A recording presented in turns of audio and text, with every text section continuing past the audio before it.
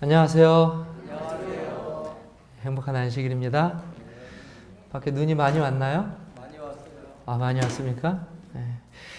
눈이 오는 가운데에서도 또 하나님의 전을 찾으신 우리 성도님들의 그 인내와 믿음에 우리 하나님께서 배나 또 갑절이나 복을 주시기를 간절히 바랍니다. 자, 오늘은 우리가 함께 또 새하늘과 새 땅에 대해서 말씀을 살펴보겠습니다. 새하늘과 새 땅에 대해서 저희가 말씀을 살펴본 지가 얼마 안 된 것 같은데 이제 오늘하고 다음 시간 이 2시간만을 남겨두고 있습니다. 좀 안타까워요. 할 말을 이게 전해드릴 말씀은 더 많은데 다음에 우리가 또 기회가 되면 더 아주 깊이 우리가 가야 할 그 아름다운 나라에 대해서 이야기할 수 있었으면 좋겠습니다. 자, 그래서 제 마음이 급해서 오늘하고 다음 주는 주제에 맞게 하도 주제와 상관없이 좀 동떨어져 있었던 것에 대해서 제가 조금 사과를 드립니다. 근데 다 주제와 상관이 있었습니다. 그래서 이제 언제쯤 진짜 새하늘과 새 땅을 이야기하나 궁금하셨을 텐데 오늘하고 다음 주는 정말 새하늘과 새 땅 이야기만 하겠습니다. 자, 기대하시면서 오늘 말씀에 임하여 주시면 감사하겠습니다.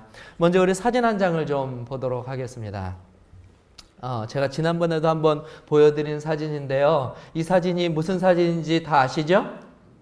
예, 이 사진의 제목은 그것입니다. 무덤 안에서 본 하늘입니다. 예, 어디서 본 하늘이라고요? 우리가 일반적으로 우리가 이 무덤 사진은 어디에서 보냐면 무덤 밖에서 무덤 안쪽을 보게 되죠. 그런데 이 사진은 특이하게도 누가 찍었는지는 몰라도 무덤 안에서 무덤 밖을 바라보는 사진을 찍었습니다. 그리고 이 사진의 이 설명은 다음과 같아요. 이렇게 적혀 있습니다. 현실에서는 볼 수 없는 풍경. 뭐라고요? 현실에서는 볼 수 없는 풍경. 그래서 사람들이 볼 수 없는 풍경을 보게 하기 위해서 누군가 저 안에 들어가서 찍은 것 같아요. 그런데 내용이 뭐라고요? 현실에서는 볼 수 없다. 근데 사실 저는 그것에 동의하지 않습니다. 왜 동의하지 않냐면 현실적으로 이 풍경을 우리는 볼 수 있고 또 봐야만 한다고 성경은 우리에게 가르치고 약속하여 주고 있기 때문에 그렇습니다. 우리 요한복음 5장 28절 29절에 있는 말씀을 함께 은혜롭게 낭독해 보도록 하겠습니다. 요한복음 5장 28절 29절에 있는 말씀입니다. 다 성경을 펴시고요. 이를 놀랍게 함께 읽겠습니다. 시작. 이를 놀랍게 여기지 말라. 무덤 속에 있는 자가 다 그의 음성을 들을 때가 오나니 선한 일을 행한 자는 생명의 부활로 악한 일을 행한 자는 심판의 부활로 나오리라. 오늘 본문은 무덤 속에 있는 자가 나올 것에 대하여 우리들에게 계시하여 주고 있습니다. 그리고 말씀하시기를 이를 놀랍게 여기지 말라고 또한 이야기하고 있어요. 그러므로 오늘 우리가 보는 저 풍경은 현실적으로 가능한 풍경입니까? 가능하지 않은 풍경입니까? 아직도 믿음이 없으세요? 미리 말씀드리지만 이를 놀랍게 여기지 않게 되시기 바랍니다. 믿음으로 이 놀라운 사실을 받아들이게 되시기를 간절히 바랍니다. 현실적으로 가능한 풍경이에요? 가능하지 않은 풍경입니까? 가능한 풍경입니다. 그래서 믿음이 있는 사람과 없는 사람은 글 하나를 쓸 때에도 이렇게 큰 차이가 있구나라는 것을 알게 되었어요. 복음을 아는 사람들은 이 풍경을 영원히 보지 못할 것이라고 생각해요. 다시 말하면 이 안에 들어가면 다시는 나올 수 없다라고 여깁니다. 그러나 믿음이 있는 자들은 주님께서 이 땅에 오실 때에 그 능력으로 저 무덤의 문을 여시고 잠들었던 모든 자들을 깨워주시며 저 하늘을 다시 볼 수 있게 하여 주실 것이라고 성경은 우리들에게 의심 없이 약속하여 주고 있다고 하는 사실입니다. 그러므로 이 사실이 기쁨이 아닙니까? 이 사실이 감사한 일 아닙니까? 그래서 이 놀라운 기별을 즐거운 소식, 최고의 소식, 복음이라고 말하는 것입니다. 오늘 저와 여러분들은 복음을 믿고 있는 자들이에요. 자, 이제 상상해 보시기 바랍니다. 저와 여러분들이 주께서 오시는 날에 정말 생명의 부활로 나온 것이에요. 무덤의 문이 열리고 저 하늘을 바라보게 되었습니다. 자, 이제 뭐 해야 될까요? 이제 일어나겠죠? 예? 그리고 이제 저 무덤에 이 문턱을 잡고 일어서서 밖으로 나오지 않겠습니까? 그런데 누가 보여요? 부활하신 영광의 예수님께서 우리들의 이름을 불러주시는 것입니다. 우리는 영원히 살 아름다운 몸으로 변화되어서 일어나게 될 것이에요.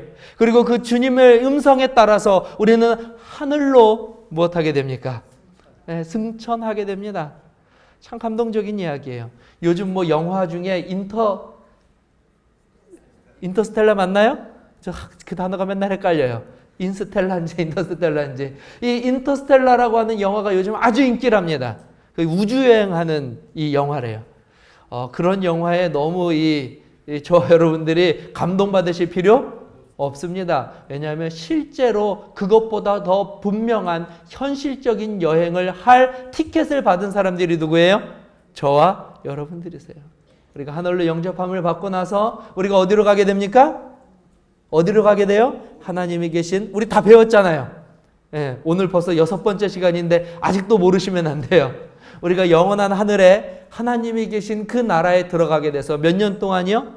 1000년 동안 왕노릇하고 우리가 본격적으로 거할 땅을 저희가 부여받게 됩니다. 그 땅의 이름이 무엇이냐면 한번 따라해 보겠습니다. 새 하늘과 새 땅.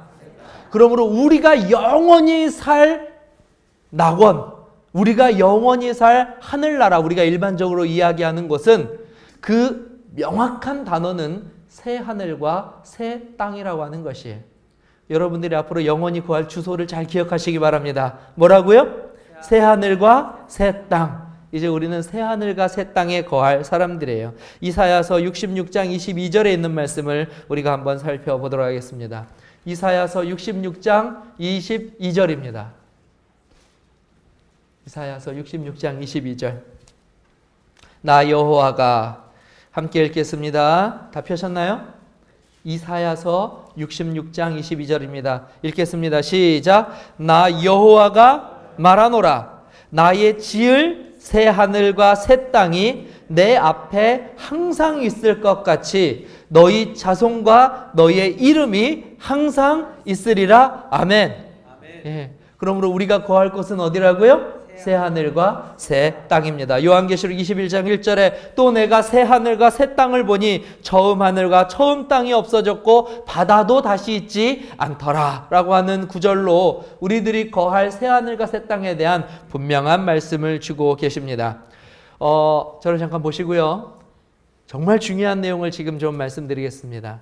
먼저 우리가 이 새하늘과 새 땅에 대해서 공부하기 전에 다시 한번 짚고 넘어가야 될 것이 있어요. 한번 따라해 보겠습니다. 그 나라는 진짜 있는 나라다. 많은 분들이 새하늘과 새 땅에 대해서 이야기할 때에 어떻게 이해를 하거나 받아들이냐면 무엇인가 현실적이지 않은 그냥 동화 속에나 등장하는 막연한 그런 세상 정도로 이해를 하는 경향이 참 안타까운 모습으로 저에게 보이게 됩니다. 그러나 성경이 말하는 새하늘과 새 땅은 우리가 보고 듣고 만지고 설 수 있는 현실적인 세상임을 저와 여러분들이 이 시간에 믿게 되시기를 바랍니다. 그 나라는 실제로 존재하게 될 나라입니다. 오늘 우리가 이렇게 숨쉬고 우리가 오늘 이렇게 사람들을 만나고 이렇게 딛고 생활하는 것처럼 현실적인 반드시 존재하게 된 실제적인 존재가 바로 새하늘과 새 땅이라는 것이에요. 이 믿음이 없다면 우리는 새하늘과 새 땅에 대해서 아무리 높은 지식을 가지고 있다고 해도 그 모든 것이 헛되게 되는 것입니다. 그러므로 새하늘과 새 땅은 어떤 땅이라고요? 제가 다시 한번 따르겠습니다. 새하늘과 새 땅은 진짜 있는 곳이다. 믿으시면 아멘 하시기 바랍니다. 아멘. 그것은 진짜 있는 곳입니다. 오늘 우리 아이들이 말하는 곳을 말하면 리얼입니다. 리얼. 현실이란 뜻이에요. 성경은 우리들에게 허황된 곳을 이야기하는 것이 아니라 현실, 실제를 약속하고 계십니다.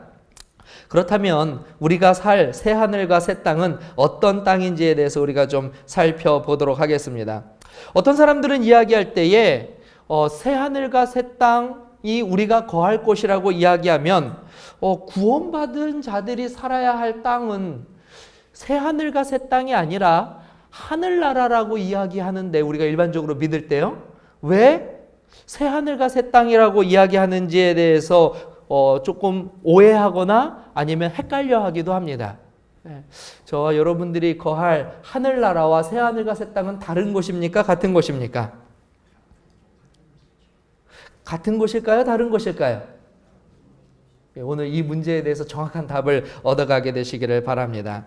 그래서 일반적으로는 우리가 앞으로 살아가야 할 영원한 나라라 그러면 우리가 살고 있는 이 땅, 새하늘과 새 땅이 아니라 하늘에 있는 어떤 구름 위에 떠 있는 곳. 이해하시나요? 네? 그래서 다 이런 내세를 그리는 만화나 그림이나 영화를 보면 다 구원받고 어디에서 살고 있어요? 다 구름 위에 살고 있어요. 실질적으로 땅 위에 살고 있지 않습니다. 그러나 그렇게 구름 위에서 사는 것은 오히려 기독교적이지 못한 사상이라는 것을 우리가 알 수 있어요. 오히려 다른 교파에서 가르치고 있는 내세관이 잘못 기독교 안에 들어와서 그렇게 이미지화되어 있다고 하는 것을 우리는 빨리 깨달아 알아야만 합니다. 실제로 정말 기독교적인 낙원, 우리가 영원히 살 하나님의 나라는 구름 위가 아니라 바로 우리가 지금 보고 있는 바로 이런 현실적인 땅을 딛고 살아가고 있는 세상이라는 것을 성경은 우리들에게 이야기하고 있습니다. 어디라고요? 바로 여기입니다. 이 노원구가 앞으로 무엇이 되는 거예요? 우리가 거할 새 하늘과 새 땅이 되는 것입니다. 바로 여기가요. 근데 그때 이름은 노원구가 아닐 수도 있어요. 그때는 이름이 뭐로 바뀔지는 잘 모릅니다. 그러나 바로 여기가 우리가 영원히 거할 땅이라는 것이에요.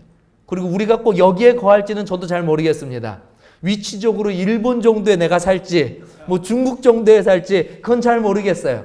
그러나 다시 한번 말씀드리지만 우리가 현실적으로 영원히 살 그 나라는 구름 위가 아니라 바로 이곳이라고 하는 사실입니다. 이곳. 그래서 이곳이 어디라고요? 바로 새 땅입니다. 이곳이 새 땅이에요. 그렇다면 조금 식상하지 않나요? 그렇죠?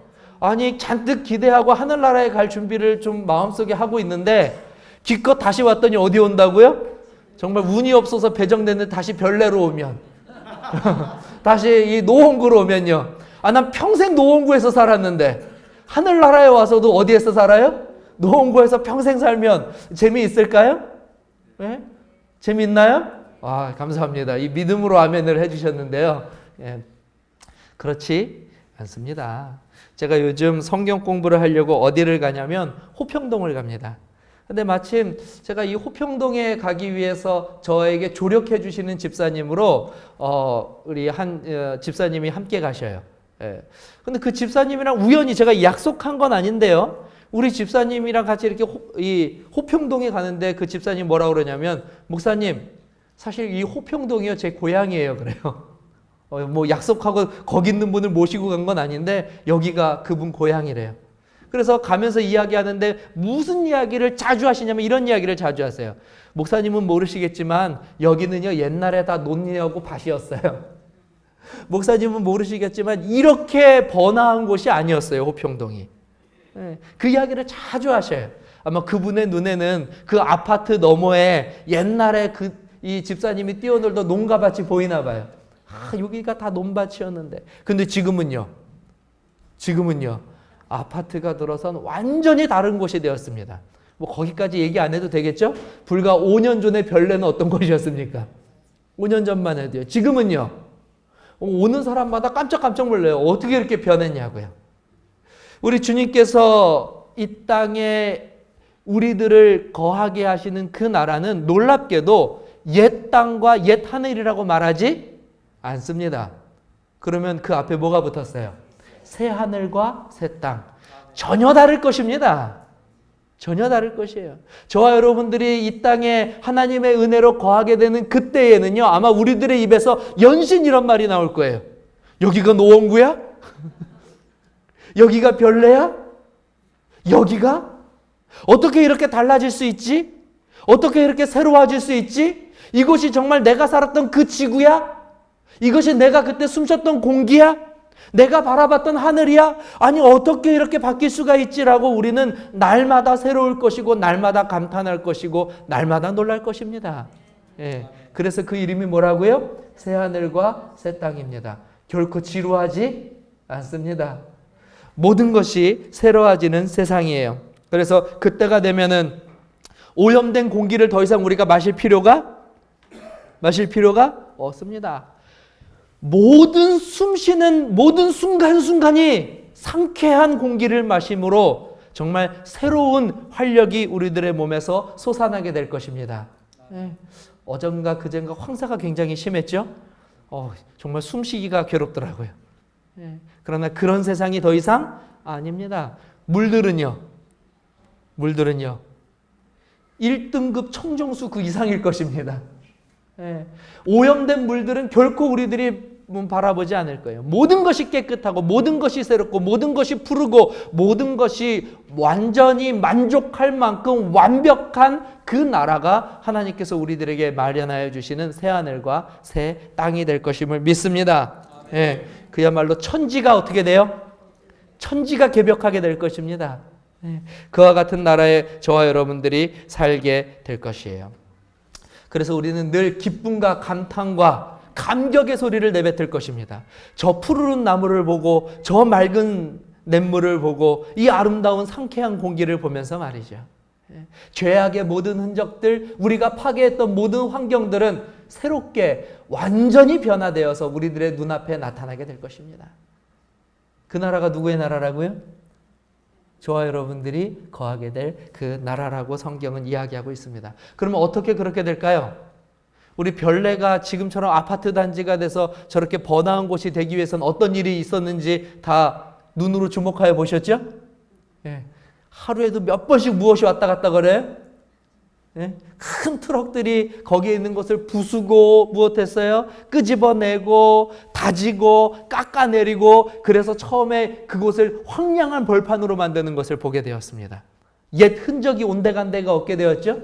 그러면 하나님께서 이 지구를 새하늘과 새 땅으로 만드실 때에는 덤프트럭이 몇 대나 필요하겠습니까? 저 얼마나 걸렸죠? 저렇게 하는데 별내 저렇게 하는데? 저 좁은 지역을 하는데 한 3, 4년 걸렸나요? 그러면 새하늘과 새 땅을 만드시는 데는 얼마나 걸릴까요? 그 정지 작업을 하는데. 눈 깜짝할 사이에 어떤 방법을 통해서? 우리 한번 좀 보도록 하겠습니다. 베드로후서 3장 10절에서 13절입니다. 하나님께서 다 말씀해 주셨어요. 어떻게 정지 작업을 하실지. 베드로후서 3장 10절에서 13절입니다. 그러나 함께 읽겠습니다. 준비되셨나요? 읽겠습니다. 시작. 그러나 주의 날이 도둑같이 오리니 그날에는 하늘이 큰 소리로 떠나가고 물질이 뜨거운 불에 풀어지고 땅과 그 중에 있는 모든 일이 드러나리로다. 12절 읽겠습니다. 시작. 하나님의 날이 임하기를 바라보고 간절히 사모하라. 그날에 하늘이 불에 타서 풀어지고 물질이 뜨거운 불에 녹아지려니와. 그 다음에 13절 읽겠습니다. 시작. 우리는 그의 약속한 대로 의가 있는 곳인 새하늘과 새 땅을 바라보도다. 새하늘과 새 땅을 바라보기 전에 이 땅에 있는 모든 죄악의 흔적들이 완전히 사라지는 그와 같은 하나님의 불도저 작업이 있습니다. 그 불도저 작업을 무엇이라고 말하고 있어요? 바로 불과 유황이라고 말하고 있는 것입니다. 그러므로 새하늘과 새 땅이 전에 우리가 기존에 살고 있던 세상은 하나님의 심판의 불로 완전히 소멸하게 되고 완전히 사라지게 될 것입니다. 완전히 모든 것이 사라지게 될 것이에요. 그리고 그 사라진 그 터 위에 터만 남게 되겠죠. 그 터 위에 하나님께서 창세기 1장 1절에 베푸셨던 바로 그 능력, 천지를 창조하시는 능력으로 아담과 하와에게 그토록 완벽하게 살기 좋은 나라, 그래서 심히 좋았다고 말씀하시는 그 나라, 그 완벽한 나라를 다시 한번 이 땅에 하나님의 능력으로 며칠 걸릴까요? 3년 걸릴까요? 5년 걸릴까요? 순식간에 하나님께서 우리들을 위하여 만들어 주실 것임을 성경은 우리들에게 약속하여 주고 있는 것입니다. 그렇게 만들어지는 나라가 바로 새 하늘과 새 땅이에요.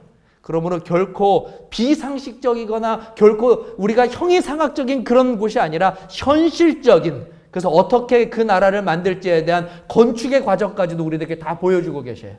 실제적인 나라입니다. 우리는 그 나라에서 살게 될 것입니다. 이렇게 우리가 살게 되는 그 영원한 나라, 새하늘과 새 땅, 이 완벽한 세상에서 우리들은 새로운 주소를 부여받게 됩니다. 아까 미리 앞에 있는 주소를 말씀드렸죠? 이거 잘 기억하셔야 돼요. 이제 조심하면 안 됩니다. 이 주소 모르면 큰일 납니다. 여기까지는 듣고 주무셔요. 새하늘과 새 땅, 그리고 우리가 거할 그 도시의 이름, 그 도시의 이름이 무엇입니까? 그 이름을 아시면 거기에 들어가기 합당한 자십니다. 주소 모르면 안 돼요. 한번 따라해 보겠습니다. 새 하늘, 새 땅, 새 예루살렘. 112번지는 제 번지입니다. 3004번지. 어쨌든 그곳에서 우리가 부여받게 될 것이에요. 그 도시의 이름, 그 성의 이름이 바로 새 예루살렘입니다. 그래서 우리가 찬양할 때 항상 이 새 예루살렘 성을 찬양하는 이유가 그곳이 우리가 거할 실제적인 장소이기 때문에 그래요. 안 되겠습니다. 우리가 이 찬미 하나 부르고 시작해야 되겠습니다. 오늘 오시느라 많이들 피곤하신 것 같아요. 자, 소망 가운데 부르겠습니다. 283장입니다. 우리 반주 좀 부탁드릴게요. 283장 1절만 우리가 좀 부르도록 하겠습니다. 저는 오늘 이 노래를 몇 번을 들었는지 몰라요. 283장입니다.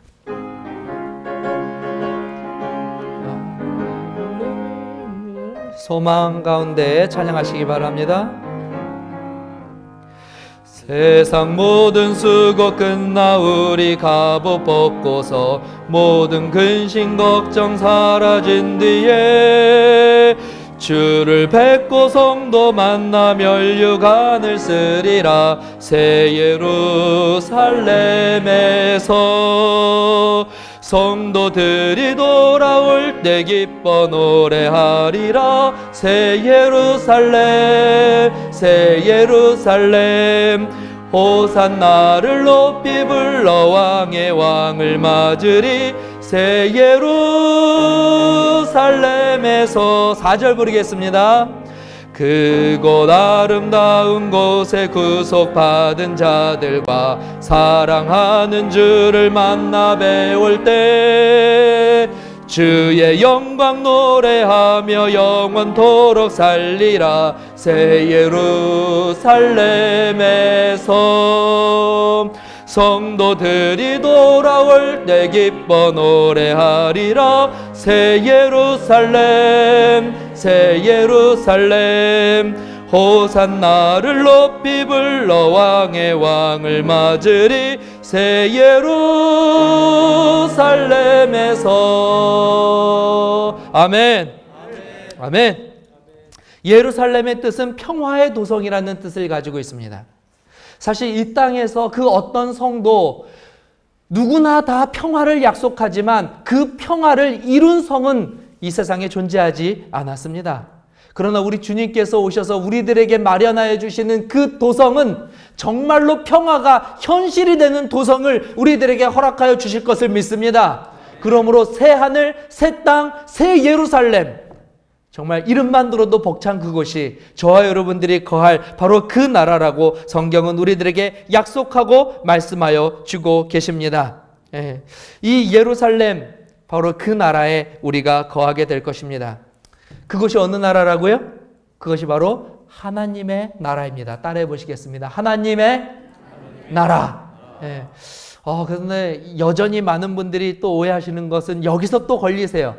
목사님 분명히 제가 알겠지만 또 하나님의 나라라고 그러니까 어떻게 하나님의 나라가 이 땅이 될 수 있습니까? 저는 죽었다 깨나도 구름 위에 있는 것 외에는 상상할 수가 없습니다.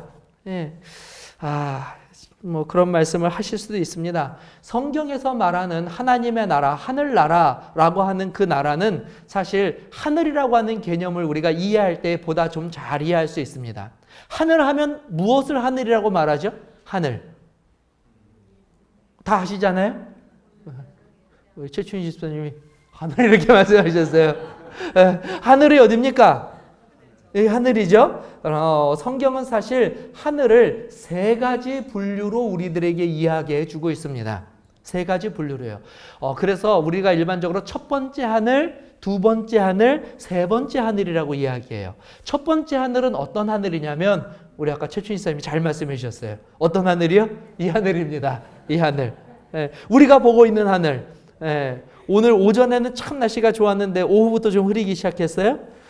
겨울 하늘은 참 좋습니다. 파랗고요. 가을 하늘도 좋지만요. 우리가 보고 있는 말하는 그 하늘. 그래서 조금 전문적인 용어로는 뭐라고 그러냐면 대기권이라고 그래요. 대기권.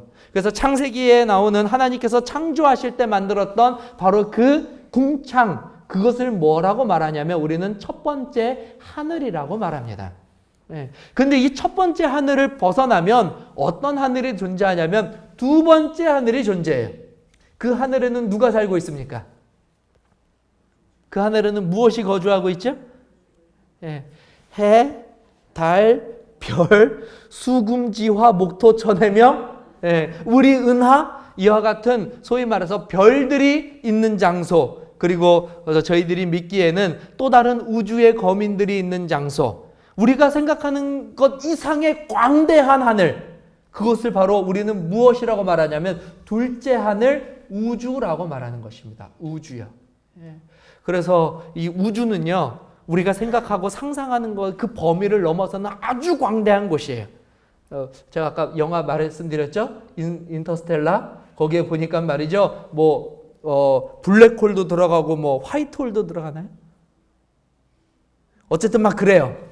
그 영화가 왜 그런 상상을 가지고 있냐면 우주가 너무 넓기 때문에 인간이 여행하거나 인간의 머릿속에 담을 수가 없어요. 그러니까 말이죠, 우주에 여행을 하기 위해서 그런 막 어려운 개념들을 갖다가 넣어 놓는 것입니다. 그 광대한 곳, 그것이 어디라고요? 우주예요. 우주. 하나님께서 만드신 바로 그 세상입니다. 그런데 그 우주를 넘어서서 어떤 세상이 있습니까? 세 번째 하늘이 존재해요. 그 세 번째 하늘이 무엇이냐면 우리가 일반적으로 이야기하는 하늘나라, 낙원이라고 얘기하는 곳, 하나님의 보좌가 있는 곳이라고 이야기하는 것이 세 번째 하늘입니다. 우리 고린도 후서에 있는 말씀 좀 살펴보겠습니다.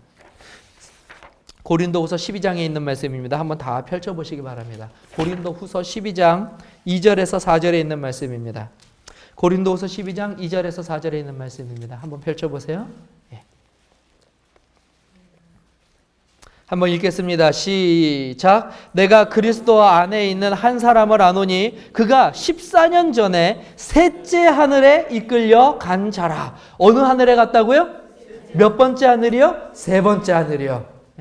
그러므로 이 존재, 우리가 믿기로는 사도 바울이라고 믿는데요, 이 사도 바울이 가보았던 세 번째 하늘을 우리는 뭐라고 그러냐면 하나님께서 계시는 낙원, 하늘나라라고 이야기하는 것입니다. 자, 그래서 오늘 우리가 이야기했는데요, 하늘은 몇 가지가 나뉘어진다고요?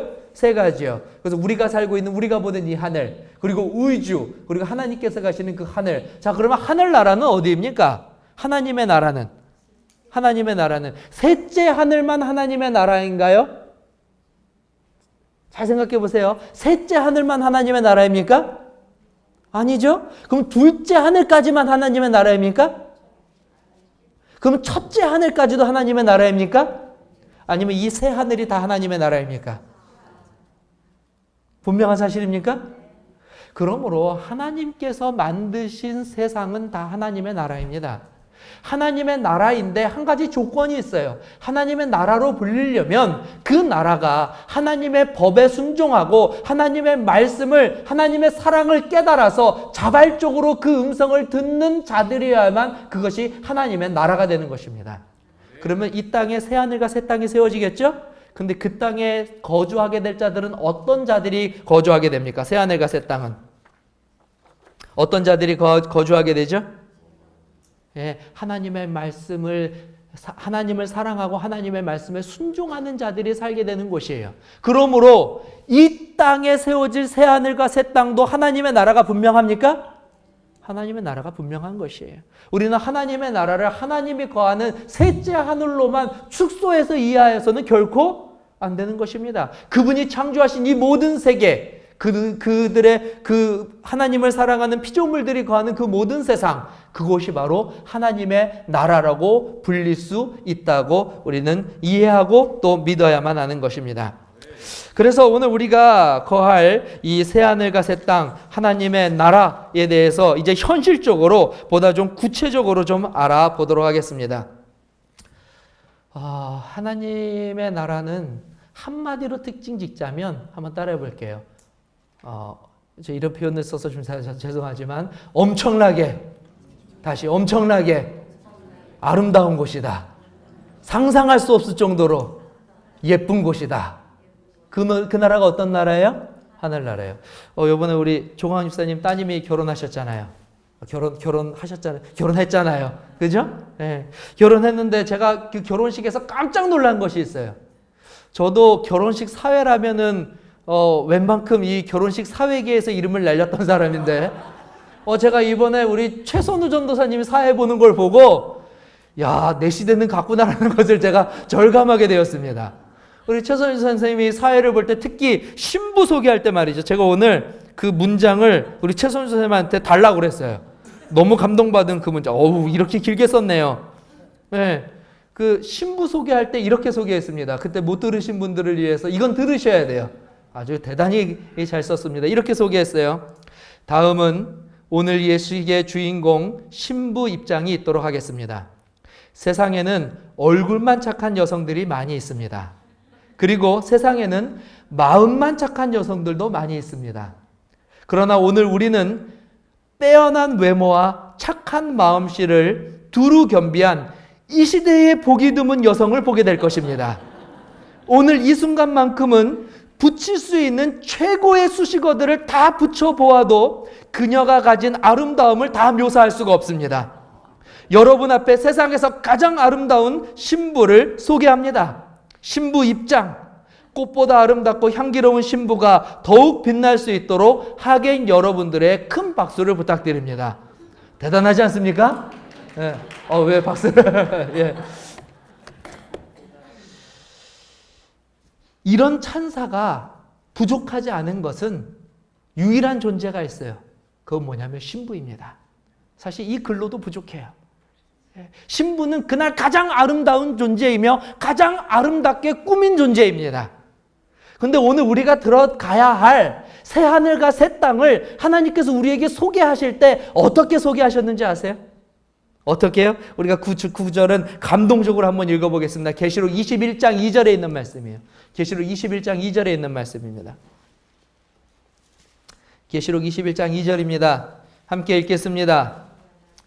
시작. 그 성 시작. 신부가 읽겠습니다. 시작. 신부가 남편을 위하여 단장한 것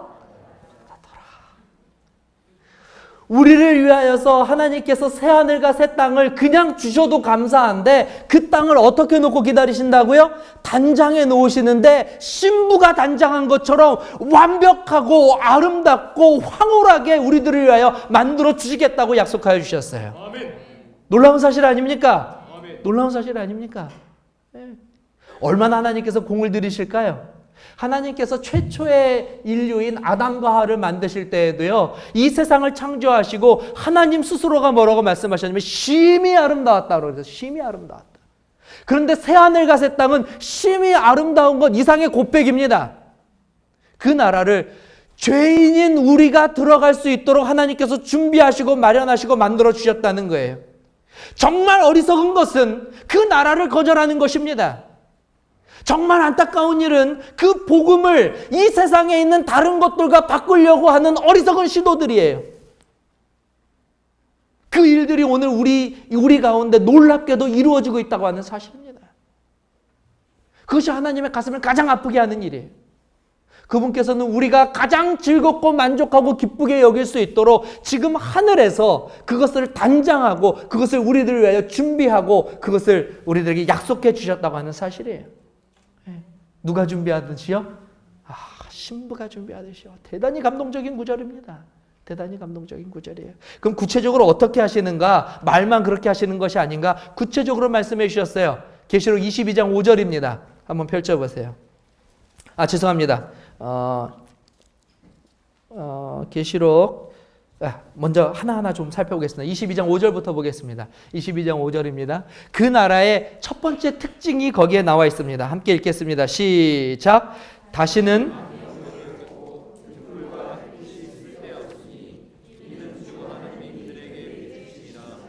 그들이 세세토록 왕노릇 하리로다. 그곳에는 무엇이 없다고요? 다시 밤이 없습니다. 그래서 그곳의 특징, 가장 이 새하늘과 새 땅의 특징 중에 하나가 무엇이냐면 바로 엄청난 빛입니다. 그곳에는 어두움이 없어요.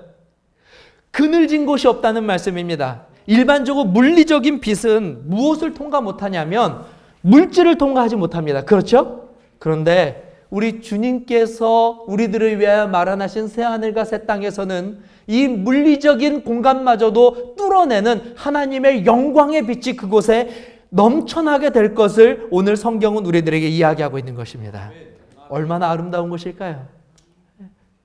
저는 요즘도 말이죠. 가끔 엘리베이터 저녁 늦게 교회 일 마치고 혼자 타면은요, 좀 무서워요. 엘리베이터 빛도 좀 흐리면 말이죠. 구석진 곳 이런 게 있으면은요, 마음이 그렇게 떨릴 수가 없습니다. 근데 하늘나라는 그런 곳이 없다는 거예요. 예언의 신에 보면 숲속에서도 사람들이 두려움을 느끼지 않을 것이라고 말하고 있어요. 그곳에도 하나님의 임재의 영광과 빛이 가득하기 때문에 그렇습니다. 그것은 두려움이 없는 곳, 슬픔이 없는 곳, 낭망이 없는 곳이에요. 그것은 하나님의 빛이 충만한 곳입니다. 그러므로 집안에서도 무엇을 필 필요가 없다고요? 이거는 이제 옛날 표현이니까 오늘날 표현으로 하면 집안에서도 형광등을 켤 일이 없는 곳이 바로 우리가 거하게 될 하늘나라라고 실제적으로 이야기해 주고 계십니다. 하나님께서는 두 번째로 그곳을 우리들을 위해 단정해 주셨죠?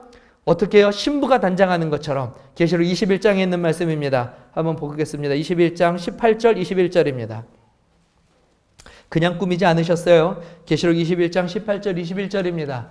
읽겠습니다. 시작. 그 성곽은 벽옥으로 쌓였고 그 성은 정금인데 맑은 유리 같더라.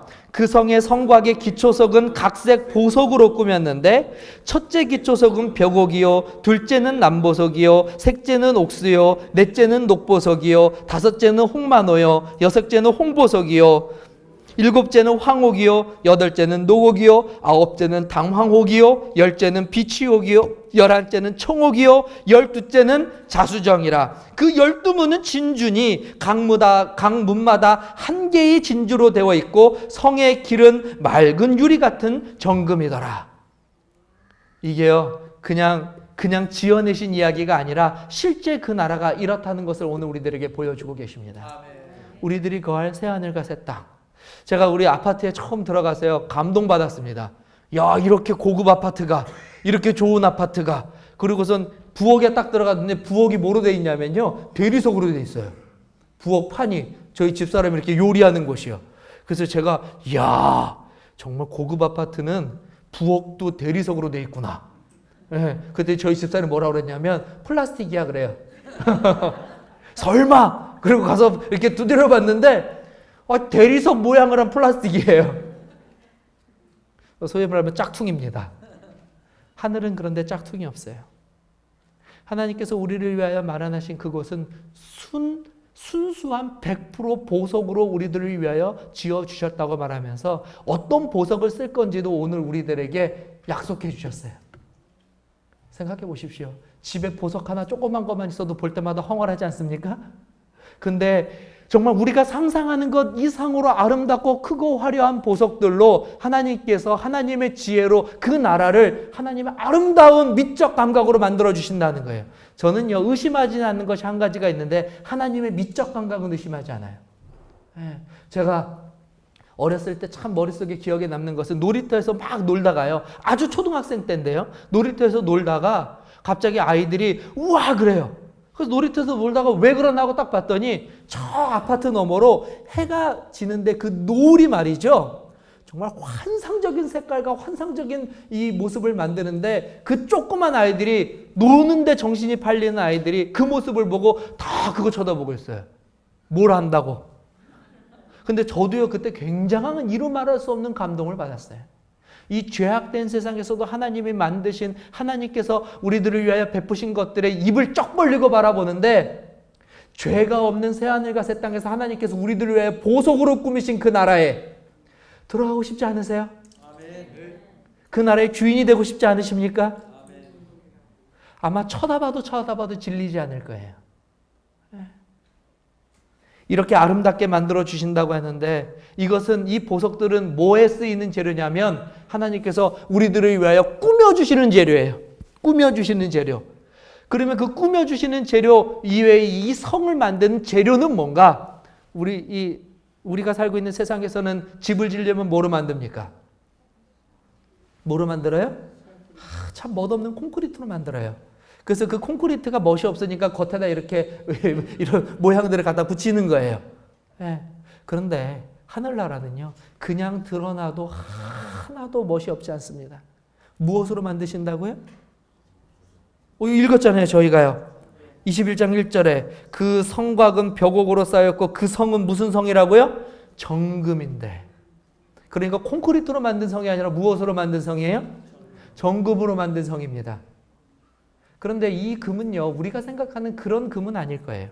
왜냐하면 이 세상에서 볼 수 없는 완전한 금인데, 이 요한은 뭐라고 말하고 있냐면 유리같이 맑은 정금이래요. 유리같이 맑은, 정말 환상적으로 아름다운 금으로 만들어진 곳. 그래서 정말 이 표현이 딱 들어맞습니다. 신부가 무엇을 위하여 단장했다고요? 신랑을 위하여 단장한 것처럼 우리들을 위하여 단장되어 있는 곳이 바로 우리들이 거할 새하늘과 새 땅, 새 예루살렘입니다. 성경은 그 나라를 결코 그냥 그렇다라고 말하지 않고 구체적으로 말씀해 주고 계셔요. 지금 우리 성도님들의 눈이 벌써 거기 가서 그걸 보고 있는 것 같아요. 더 황홀한 눈들을 하고 계십니다. 상상만 해도 즐거운 것에 현실로 서면은 더 좋겠죠? 그러나 그 현실이 우리들에게 반드시 이루어지게 될 것을 믿습니다. 네, 그 나라가 바로 우리가 들어갈 나라라고 하는 것이에요. 그래서 우리가 성경을 통하여 이와 같은 것들을 살펴볼 수 있습니다. 마지막으로 그 나라에 대한 현실적인 한 가지 더 말씀을 드릴게요. 오늘 본문에 보니까 그 나라에는 문들이 있는데 몇 개의 문이 있다고요? 12문이 있습니다. 근데 그 문들은 뭐로 만들었습니까? 무엇으로요? 진주요. 우리 지사님 정확히 말씀해 주셨어요. 그냥 진주가 아니라 통진주입니다. 통진주. 네, 하나의 진주로 만들어졌다라고 말하고 있어요. 그러니까 현실에서는 우리가 볼 수도 없고 살 수도 없고 만질 수도 없습니다. 어마어마하게 크고 아름답고 화려한 진주로 만들어진 진주문. 근데 그 진주문으로 우리가 무엇하게 되는 거예요? 그 진주문으로 들어가게 되고 그 진주문으로 나오게 될 것입니다. 왜 하필 그 문은 진주문일까? 진주라고는 보석이 가지고 있는 특징 때문에 그래요. 진주는 고난과 역경과 인내를 상징합니다. 조개의 몸속에 이물질이 들어가서 큰 고통을 가져다 줘요.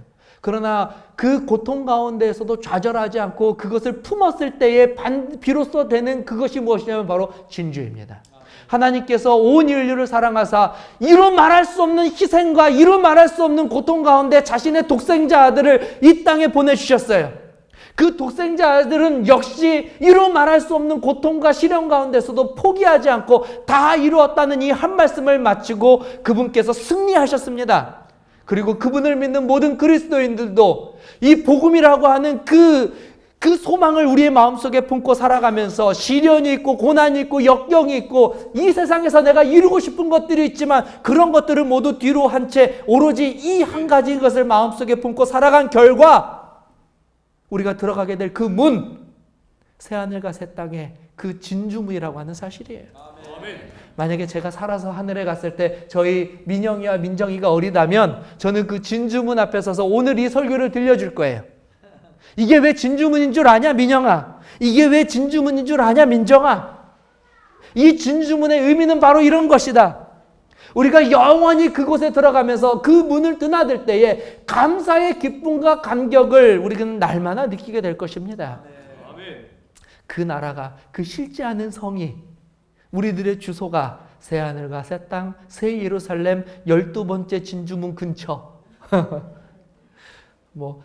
3004번지 우리가 아마 그렇게 갖게 될 것이에요. 우리가 그 나라에서 영원히 하나님과 함께 거하게 될 것입니다. 네. 이것이 바로 우리가 이야기하는 바로 새하늘과 새 땅이에요. 근데 성경은 이것에 대해서 이야기할 때 계시록 21장 5절에 천사가 아주 의미 있는 말을 합니다. 계시록 21장 2절에 보면 이 성을 재어보라는 것이에요. 무엇 해보라고요? 그 뜻은 무엇이냐면 이 성이 실제로 존재하게 될 것이라는 것을 의미하는 뜻이에요.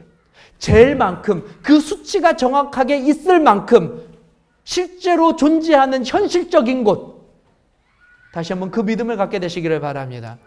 우리가 이 믿음이 흔들리지 않는다면, 그것에 대한 확신이 있다면 우리들이 걸어가는 이 길에 대한 더 큰 용기와 더 큰 인내를 가지고 걸어갈 수 있기 때문에 그렇습니다. 이것이 무너지게 되면, 그 기대가 무너지게 되면, 그 현실이 공상으로 바뀌는 순간 우리들은 마귀의 시험에 넘어질 수밖에 없는 연약한 존재이기 때문에 그래요. 그래서 끊임없이 간주하는 것입니다. 그 나라는 실제 존재하는 나라고 우리가 반드시 들어갈 수 있는 나라라는 것을요. 그것의 사실을 오늘 저와 여러분들이 믿게 되시기를 간절히 바랍니다. 원래 오늘 설교를 여기서 마치려고 했는데 5분이 남아서 원래 안 들려드리려고 했는데 보너스로 조금 더 들려드리도록 하겠습니다. 그 나라에 대해서. 많은 분들이 그 나라에 가면 우리가 뭘 먹고 어떻게 살지에 대해서 궁금해하시는 분들이 계셔요. 성경을 보면 우리가 그 나라에서 무엇을 먹고 어떻게 살지에 대해서도 이야기하고 있습니다. 계시록 22장에 있는 말씀을 좀 보도록 하겠습니다. 계시록 22장 1절에 있는 말씀입니다. 계시록 22장 1절에 있는 말씀입니다.